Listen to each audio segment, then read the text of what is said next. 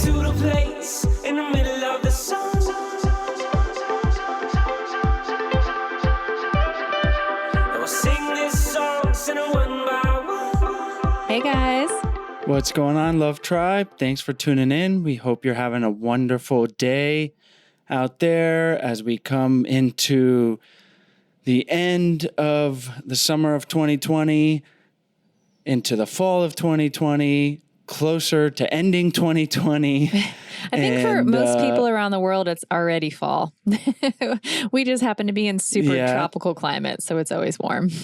That's true. I always get my seasons mixed up, but I'm just saying that because if you're having a tough year, and it's been a tough year for some of us, for a lot of us, it's almost over, and I know that's just based on the calendar, but we can reset now if we want, but certainly at the end of the year, we'll be looking forward to staying present, but just moving forward positively. And today's conversation with Dr. Terry Freiberg on chronic loneliness is an important one, especially during these times that we're excited to bring to you today. Yes, and Dr. Terry Freiberg studies chronic loneliness through a unique lens of a social psychologist turned lawyer.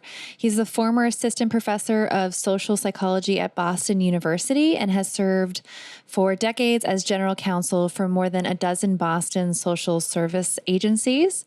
He is also an author of quite a few books on chronic loneliness, including his new book, which is titled Surrounded by Others and Yet So Alone. And today that is exactly what we're talking about. Yeah, Terry gives us some great tools to identify why we might be lonely, the different ways that can manifest in negative feelings, and how to work on cultivating better relationships, whether that's connecting again or improving unfulfilling relationships. So we really enjoyed today's show. We think it's important. And just know that you are not alone, and there's got to be someone in your life you can reach out to, and just to start that process and of connecting again. And Terry gives us some great tools to do that. So as always, we appreciate you guys tuning in. If you want to support the show, you can go to the link in our show notes and buy us a cup of coffee on our Glow listener page. That helps us produce the show and continue to bring you this free content. We enjoy getting it for ourselves, and we hope you find some value in it as well. We won't literally be buying coffee, but it is the cost of coffee to donate to us. Sarah will likely use that money to buy coffee that will help her edit there we go. these shows and stay awake.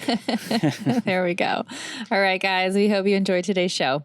Before we jump into today's interview, we want to tell you about our online course, Spark My Relationship. Do you guys want to create more passion, improve your communication, and build a stronger, more intimate connection with your partner in less than 90 days? Yes, sign me up. Then you guys need to check out our online course, Spark My Relationship. It is an online course, like I mentioned, that we created with over 15 therapists and psychologists to bring you guys the strategies marriage therapists teach their clients. We talk about it on the show. Relationships take work. Sometimes they function pretty easily and you coast along, but we've found the reality is you have to do work sometimes and to make them better, to change them so that they're more satisfying for both partners. And you've made it here. You've made it to listening to our show. So you guys probably already know that a little bit, but what you might not know are the specific tools and exercises that you need to create those lasting and positive improvements in your relationship. And like Chase said, change does not happen on its own. It takes hard work, and that's why we created the course.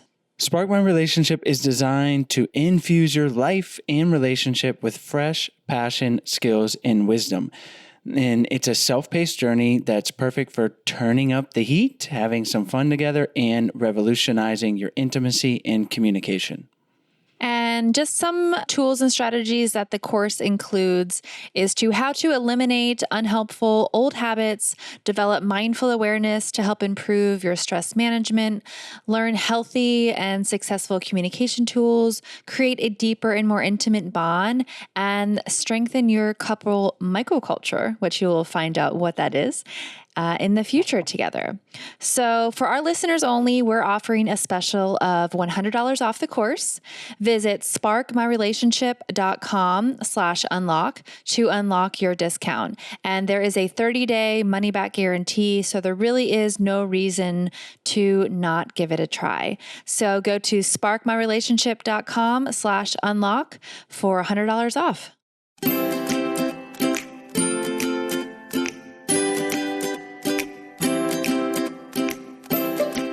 Hi, Terry. Thank you so much for joining us on the show today. My pleasure indeed.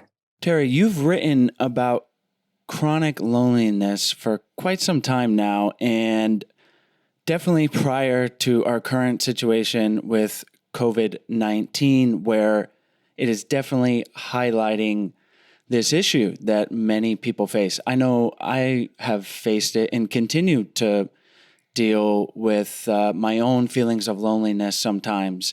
So we're really excited to talk to you today about this important topic. And we thought maybe a good place to start would be how you see our current situation with the pandemic highlighting things that were already happening with isolation, disconnectedness, a lot of that due to technology, work, modern life.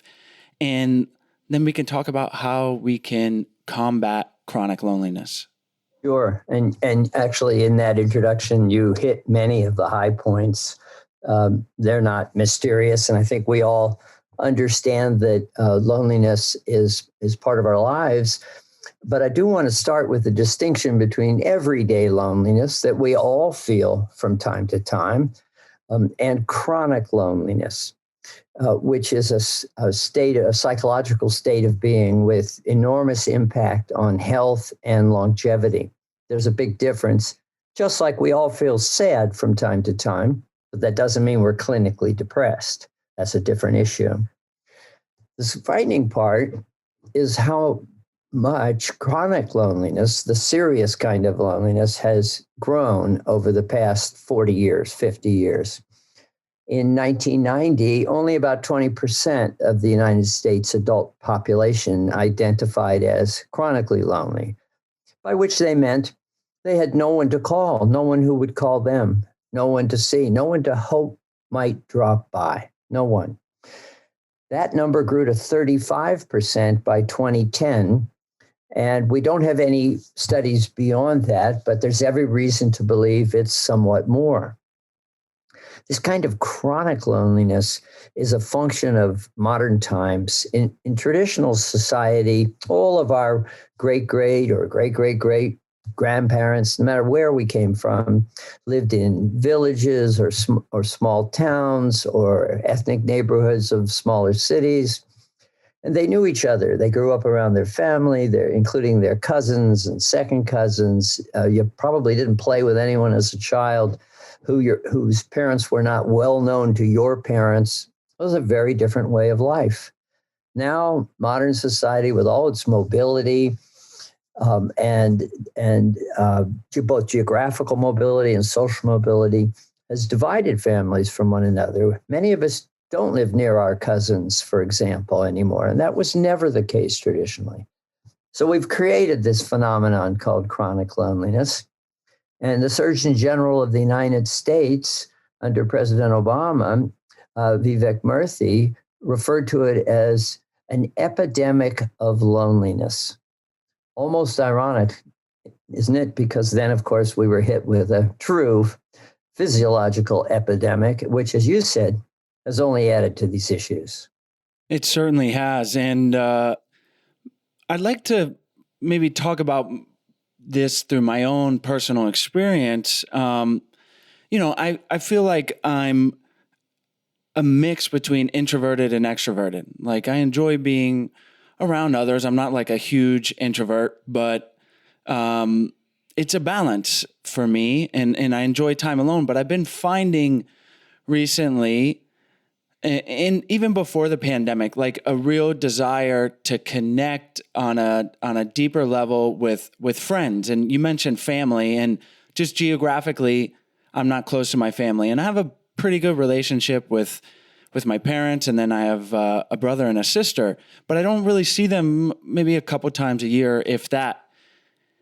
So I guess where I'm getting at is, what would you tell a person who's like, oh, I enjoy being alone, which is kind of how I feel, but then it's like there's this fundamental quality of being a human that, even as introverted as you might think you are, like I find myself really wanting these deeper connections and then trying for it, but then maybe being a little disappointed makes me feel a bit more lonely and disconnected.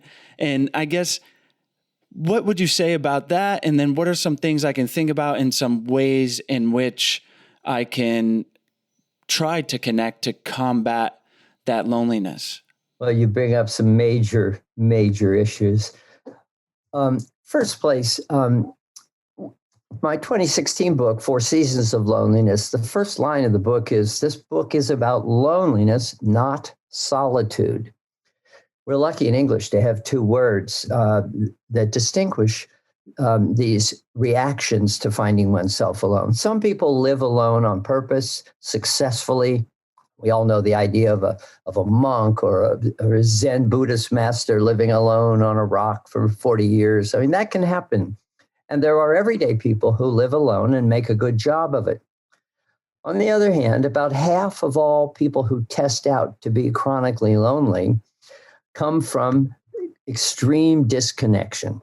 The other half come from backgrounds, and maybe we can talk about this later, where their connections with others are so unfulfilling that subjectively they feel just as lonely as those who are utterly disconnected.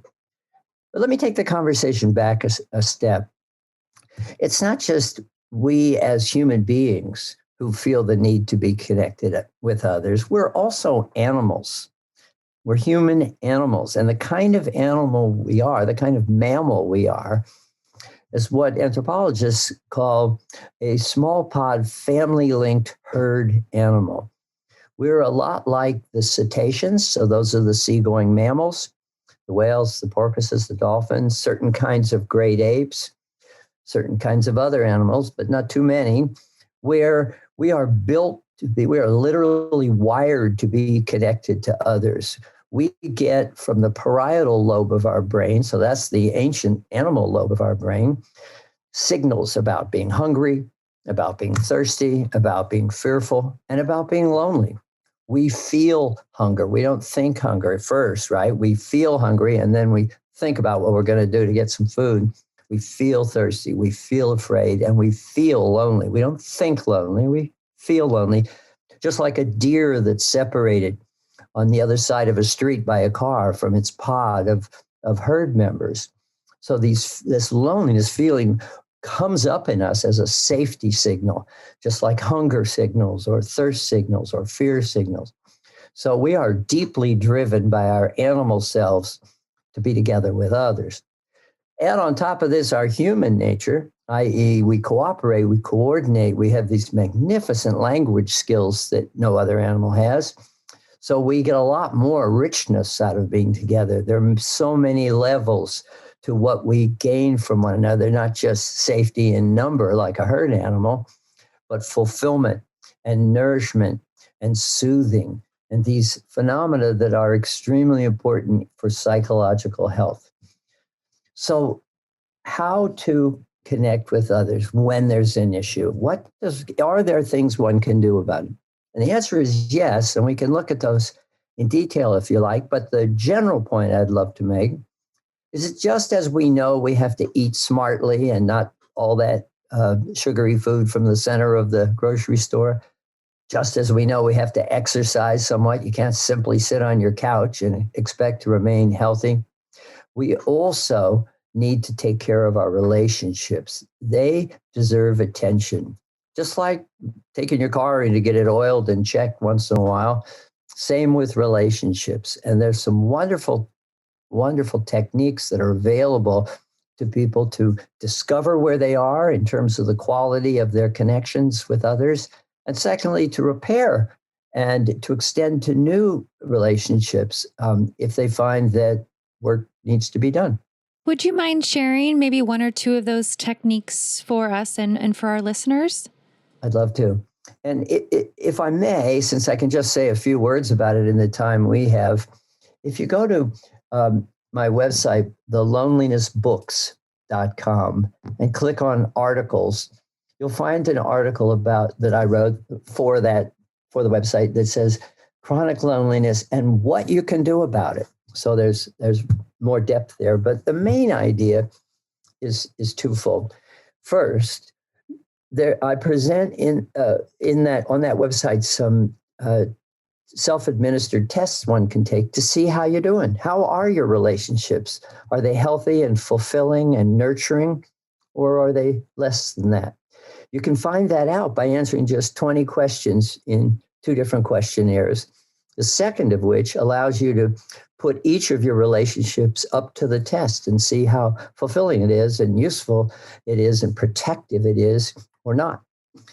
And then some of the ideas that, to the extent any of us, of course, can improve, can grow, can learn about how to make our relationships more satisfying, more soothing, more nurturing.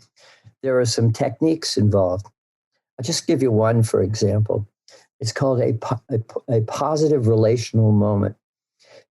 Just as you might go outside with some sunscreen or bug spray, thinking ahead about problems you might come to, it's also useful to think back over some of your friendships and loveships to moments of extraordinary clarity when you felt your love, you experienced your friendship with particular poignancy. And that moment, store that, remember it, have it on hand.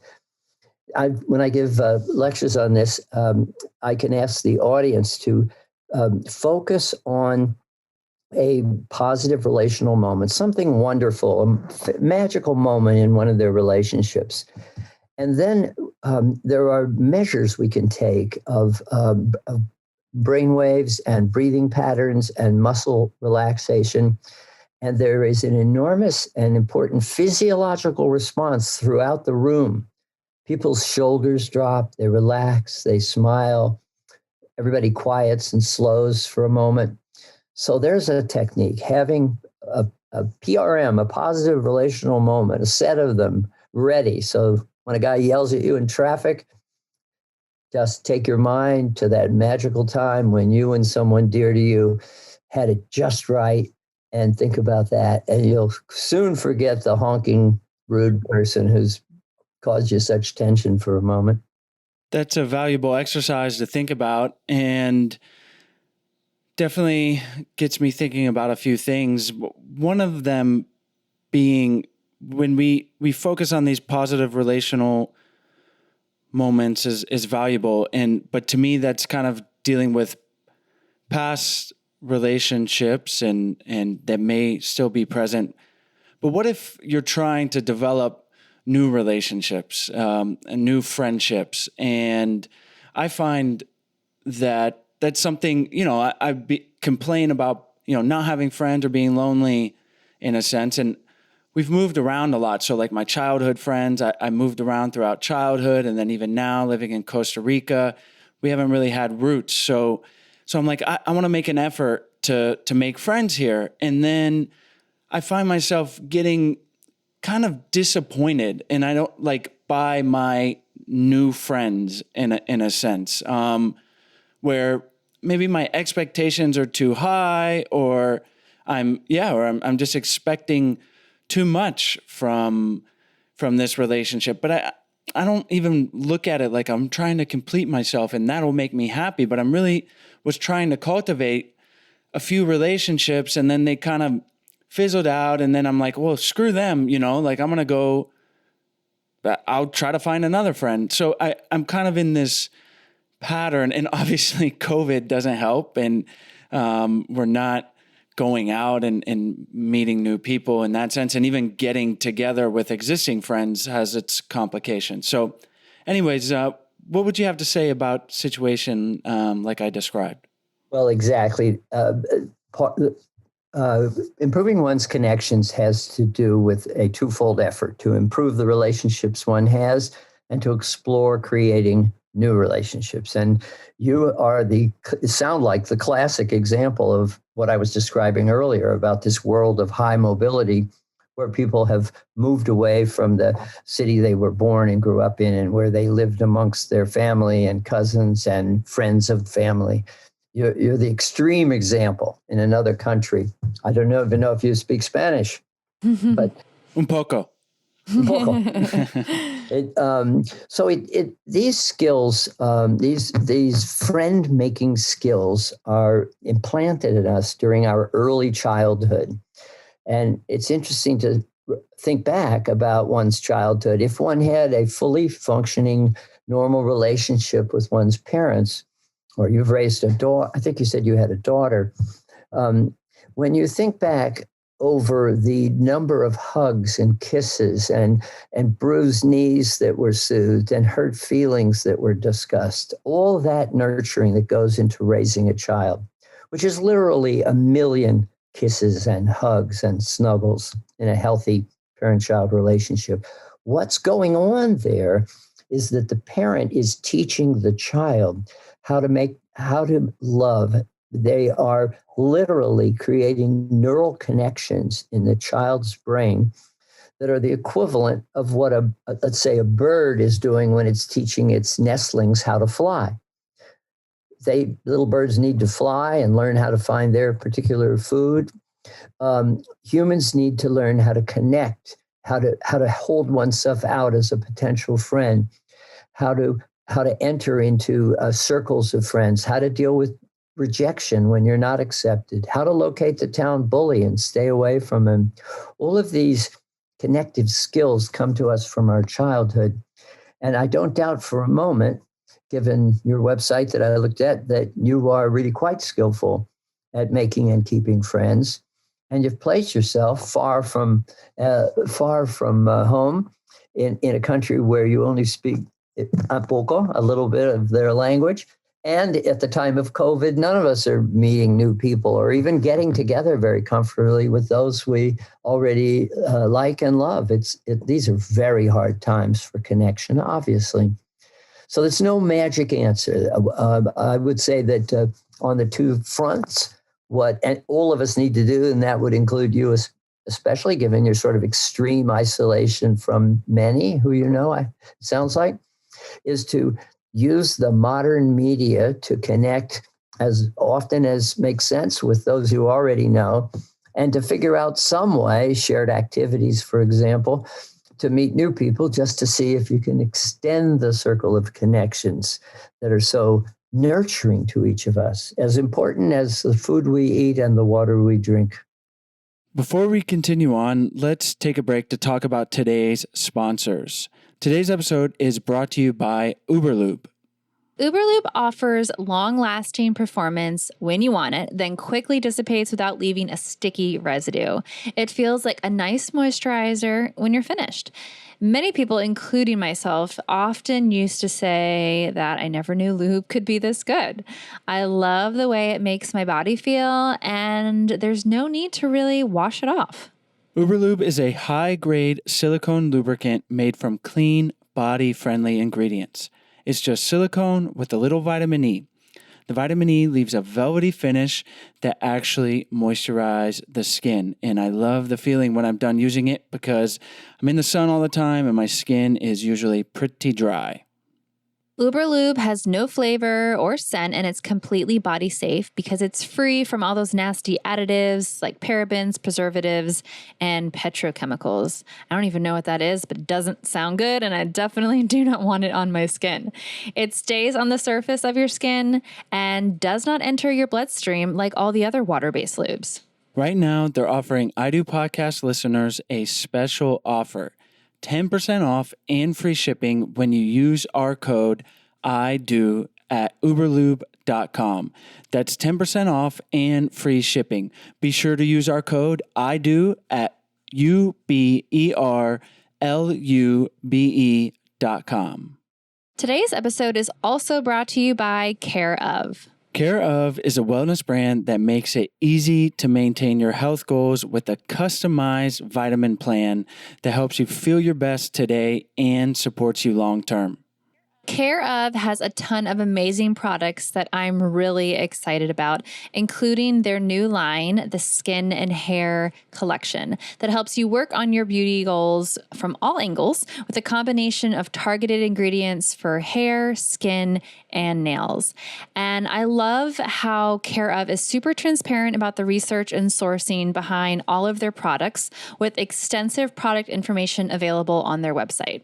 And it's super easy to figure out where to start by taking Care of's in-depth 5-minute online quiz that asks you questions about your diet, lifestyle, and health concerns to help address your specific wellness goals.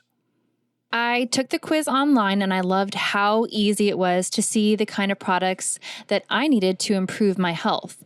They actually sent me a lot of plant-based protein, some probiotics, some magnesium, and keratin. So I'm super excited to get on better track of taking my health. So every month I will get a new 30-day supply box shipped directly to my door. And so I never have to worry about running out. And of course, you can always modify or cancel your subscription at any time. And this is also a big win for me because it costs about 20% less than it would if I was to go to a local health food store. For 50% off your first Care of order, go to takecareof.com and enter code IDO50. Again, for 50% off your first Care of order, go to takecareof.com and enter code IDO50. Have you found through either working with clients or your research that over the last 6 months during this pandemic that people who might have just been feeling lonely, their loneliness has now turned into chronic loneliness because it's become more aware to them that they don't have those types of relationships? And if so, is there different advice you would give to those people who are struggling with more of the chronic loneliness than you would with maybe the more general population that is, feeling alone, but it's not as intense or as severe? Yes, indeed. That's a really good question because it foresees what a study that was done. We already have a study done by the Kaiser Family Foundation. And it's not good news. About 45% of respondent adults say that the pandemic has affected their mental health. And 19% said that it has done so in a major way. Those are large numbers compared to earlier studies pre-pandemic. This is very much a threat to all of us. Will we survive it? Yes, but it is definitely a setback in the world of making connections. Let me give you an example by age groups, if I might. Let's start with children. So I mentioned that in the nurturing behavior of human parents, children learn about the richness of connection. They actually learn that being hugged by those you love and who protect and nurture you, releases chemistry in the brain. They're called the endogenous opioids, serotonin. These chemicals are reward systems in our brain that we get when we eat, when we drink, when we do the things that our animal body needs us to do to stay alive. And for humans, that involves attaching these biochemical rewards to sound and solid relationships. So the next step that kids make after if they're lucky enough to get a good basis in that from loving, attentive, nurturing parents, is they go out in the world and they deal with other children in thousands of non-structured child interactions. All those hours we can all remember on the play field, summertime, in intermission at school. That's where you learn how to try to make new friends, how to deal with rejection. We all went to high school, right? How to recognize bullies. That's being interrupted. Children are not able to do that so much. I guess we're wondering if it's safe to put them back in school, and different efforts are being made. But there's been a significant setback in that normal procedure. Secondly, for older people, I, for example, am a grandparent but for one magnificent 11-day period, will no longer be able to see my grandchildren for sort of an indefinite while, because as of, I think, yesterday, they went back to school. And that means, of course, there's a lot of exposure, and their parents, my son and daughter-in-law, would not want the virus carried back to people of retirement age like myself. So both little children and older people are definitely going to be compromised in their psychological security, because their relationship formation is either, in the case of older people, put off or reduced to media, which are not nothing, but are still a pale copy of getting together and holding a grandchild on your lap as you tell them a family story. Or in the case of children, getting out and learning how to interact with others. So these are tough times. And let me say one further thing about chronically lonely people in the middle age group, if you like. For those of us lucky enough to have solid relationships that are nurturing and soothing and helpful, even crucially helpful in our psychological stability, the little everyday relationships are gravy. They are icing on the cake. When the warm hello with the salesperson who always gives you your cup of coffee, all those small interactions at the local stores, just hellos to strangers with a given warmth as you pass them on the sidewalk.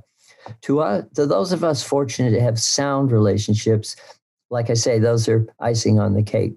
But someone who's chronically lonely, who has no one at home, and that's about 38% of adults in the United States now live in single-person households. Imagine that, 38%. They don't have the basic underlying relationships. They literally rely on these small interactions in everyday life, which are now under COVID greatly reduced. And for a while, were even sort of not there, as one utterly stayed at home.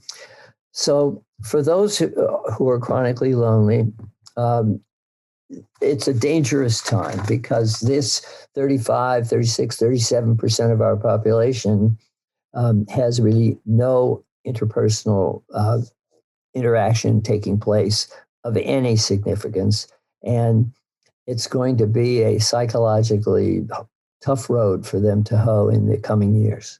What percentage of the people that you would say right now are relating to chronic loneliness translates into clinical depression, and how is that handled? Well, just as you surmised, they are linked, but they're not the same thing. There are people who are not naturally depressive. After all, clinical depression is often curable, or one can help it greatly with some of the modern medicines that we have. But that has no help for loneliness. Chronically lonely people feel utterly isolated and alone. And the fact that there is no biochemical medication that can help that indicates how different it is from clinical depression, which is often susceptible to medication. So one of the things I want to address is, you talked about sources of loneliness, one being just the disconnect, but another being unfulfilling relationships. And to me, the disconnect is a bit easier. It's like, hey, reach out to those family members or those friends. And now with COVID, organize a Zoom session. I know I feel better after having started to do that about a month ago with my mom, brother, and sister. And as soon as we finish, I feel like recharged. So that's, to me, a little bit more direct way to deal with the disconnect. But unfulfilling relationships is a bit trickier. And I've alluded to it a little, but I think a lot of times as adults and busy lives and work and family, that they can feel a bit superficial. especially like if you're a couple and you're friends with another couple, usually one of the partners is better friends, and that's why you all get together. And so they feel a bit superficial and unfulfilling.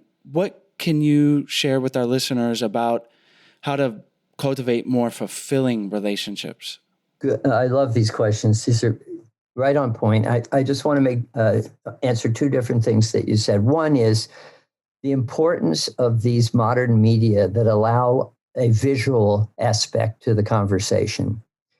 Humans, and not just humans, the animals we come from, do what's called mirroring. And when psychologists refer to mirroring, it's a reference to the effort we make to surmise the intent of the person we're dealing with.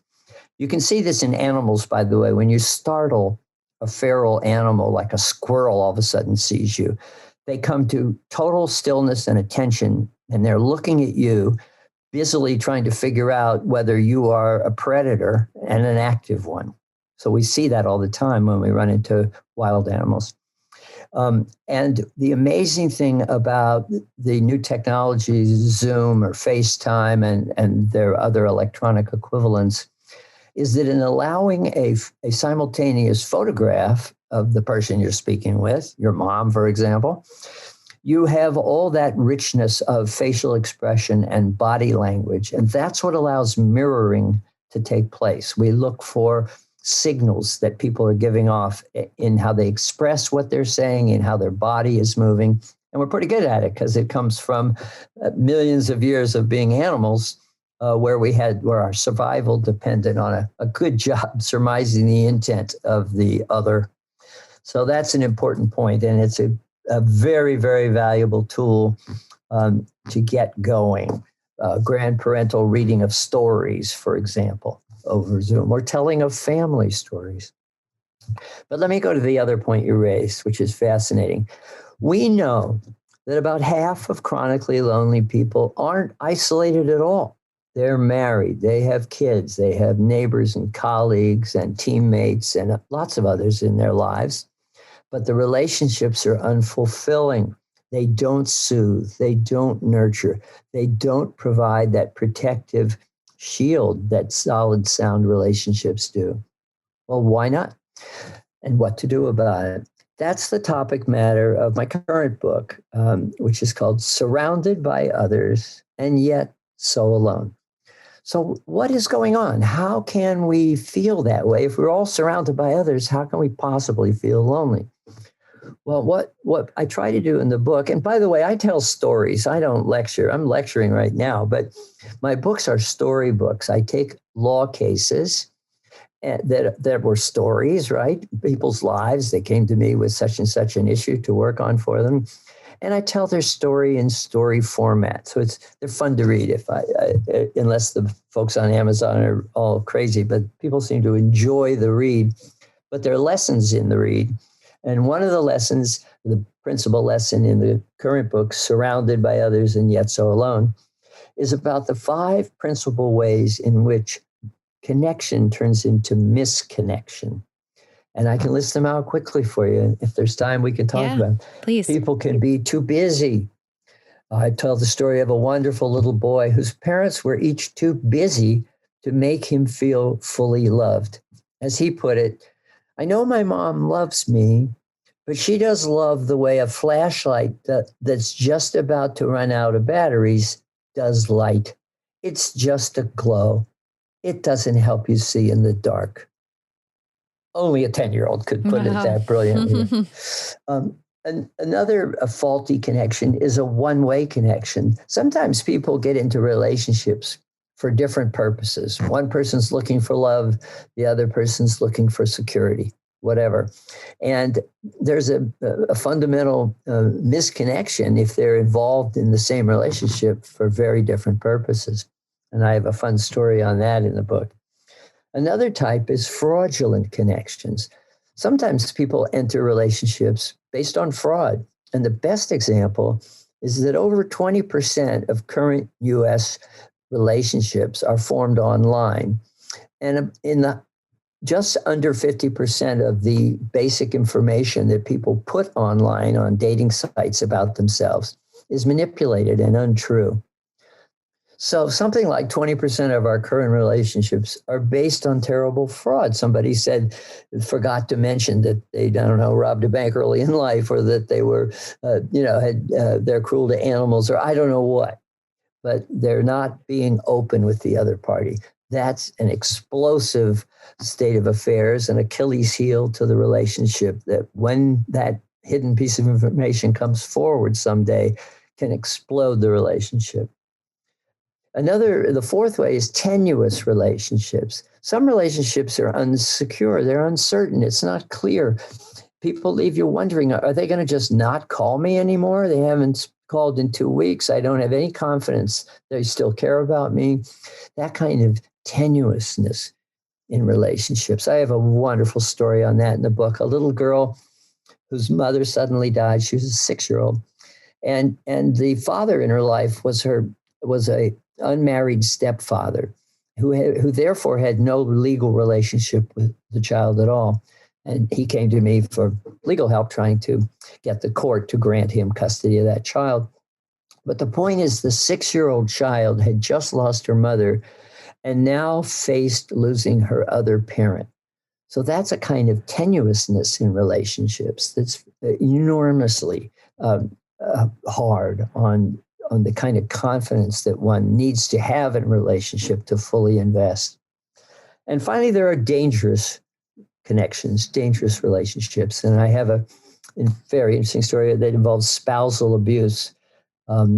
A local baker who I loved her bakery shop. The bread would be great, and then it'd be awful, great, and then awful. Mm-hmm. And finally, thick-headed me figured out that this baker was clearly abused at home, because when her bread was terrible, she was wearing great big sunglasses, way oversized. And of course, they were hiding black eyes from what was going on at home. So I figured out a way to get involved to try to be helpful to get her out of this dangerous relationship and get my favorite bakery back into working order. So those are 5 of the ways in which relationships are flawed and render the participants unsatisfied by their relationship. Well, Terry, we could probably do a podcast on each of those alone and have a lot of value there. But you've given us a lot of great things to think about today. And before we wrap up, is there anything you want to leave with our listeners, or something you want to highlight for someone listening who is dealing with loneliness or chronic loneliness? And then we will say goodbye. Sure. And it's nothing other than the sort of obvious summary of what I've been saying. Your relationships to other people are just as important as having adequate food and water and safety.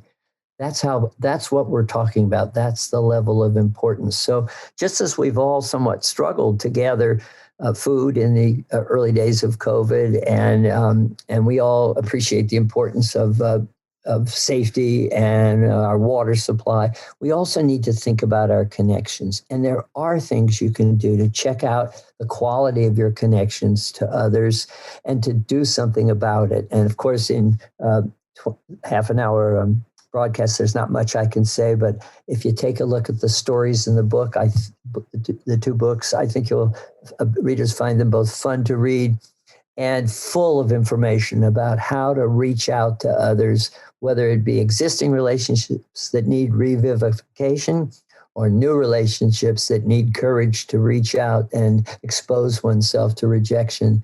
But the important thing is to keep thinking about your connections, just as you do about your food and your water and your exercise and your safety. Well, thank you so much, Terry. We'll have the links to your books as well as your website, thelonelinessbooks.com, and that article you mentioned where our listeners can go and take that quiz and find out more about where they stand on their loneliness. So thank you so much for coming on the show. And we would, love to have you back again to keep talking on these really important topics. I'm readily available, and I thank you both, and it has been my honor to participate. Hey, Love Tribe. We hope you guys enjoyed today's episode.